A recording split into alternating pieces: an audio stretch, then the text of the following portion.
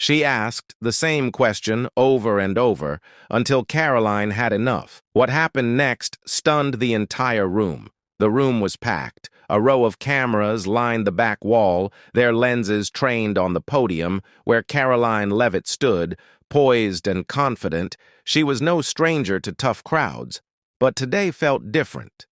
The air in the Washington, D.C. briefing room was thick with anticipation and unspoken tension humming beneath the surface. She adjusted the microphone. "Good afternoon, everyone. Let's get started immediately." Hands shot up across the room, journalists hungry for a headline, eager to get their questions in. First, Karoline pointed toward a familiar face, a reporter from a major network, who asked about the administration's latest policy on tax cuts. She answered smoothly, delivering the kind of well-rehearsed response that came with the job. Then another question, a follow-up on education reform.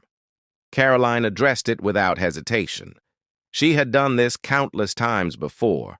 Stand firm, control the message, and navigate the press like a seasoned professional. But that's when it happened. A voice cut through the room sharper than the rest. Ms. Leavitt. Let's talk about the real issue here. It was her, the liberal reporter. Karoline knew her well. Always aggressive, always looking to push the conversation into controversy. She was seated near the front, leaning forward with a smirk, her pen tapping rhythmically against her notepad. Karoline stayed composed. "Go ahead." The reporter didn't waste a second. "Do you think the administration's policies are intentionally designed to suppress certain communities because the data suggests—" Karoline held up a hand. "I've answered that question before. The administration is focused on policies that benefit all Americans regardless of background. If you'd like to discuss the specifics of today's topic, I'm happy to continue." A few murmurs rippled through the room, but the reporter wasn't done. She leaned in further. "You didn't actually answer the question, though. Can you directly address whether I did answer?" Karoline interrupted, her tone firm but controlled. She glanced at the other journalists, signaling that she was ready to move on. For a moment, the room seemed to settle, a brief pause as if everything might return to normal. "But then I just don't see why you're avoiding it," the reporter pressed, her voice cutting through the space. "It's a simple yes or no. Are these policies suppressing marginalized groups?" The temperature in the room shifted. Other reporters exchanged glances. Some looked intrigued, others uncomfortable. No one liked a press conference turning into a showdown, but that's exactly what was happening. Karoline exhaled slowly. "I'm not avoiding anything. I'm staying on topic. If you have a question related to today's discussion, I'll gladly answer. If not, I'll be moving on." But the reporter wasn't backing down. She leaned even closer to the microphone. "So that's a no comment." The energy in the room tightened, the weight of the moment settling on everyone's shoulders. It was clear. This wasn't just a press conference anymore. It was becoming a spectacle. A hush fell over the room. No one spoke, but the silence wasn't empty. It was loaded, the kind of silence that wasn't passive but waiting, like an elastic band stretched just before it snapped. Karoline adjusted her stance, placing both hands on the podium. "I've answered your question. I'll be moving on now." She pointed to another journalist in the back, but before they could speak, the same voice cut through again. "Why is it so hard for you to give a straight answer?" A flicker of irritation crossed Karoline's face. Not much, just a brief tightening around the eyes, but enough for those paying attention to catch it. She wasn't new to this. She knew reporters had a job to do, but there was a difference between pressing for accountability and turning an event into a personal stage, and right now it was clear which one this was. A few cameras panned from Karoline to the reporter, catching every shift in body language, every subtle movement that could be spun into a headline. Karoline inhaled through her nose. "I don't believe in wasting anyone's time. If you have a new question, I'll answer it otherwise. I'd like to give others a chance." The reporter smirked. "Sure. New question? Why is this administration so afraid of transparency?" A few quiet gasps. Some reporters scribbled furiously, sensing the moment turning into something bigger.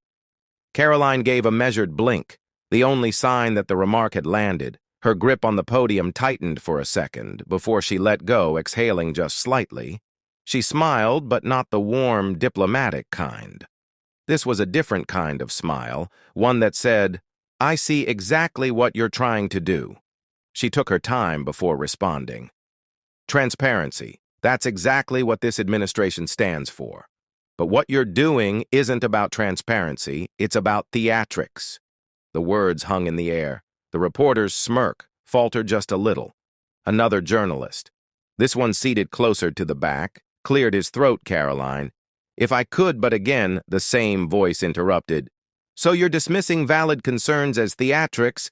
The American people deserve real answers. The cameras caught everything."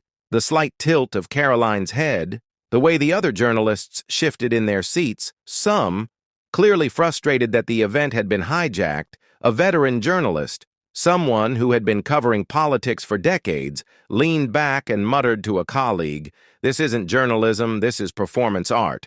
But the reporter didn't care. She knew exactly what she was doing. The longer she kept this going, the more likely it was to go viral. A confrontation like this, it was gold for social media. Karoline saw it too.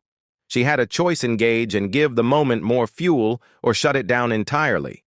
She sighed, finally looking toward security at the side of the room. She didn't have to say anything.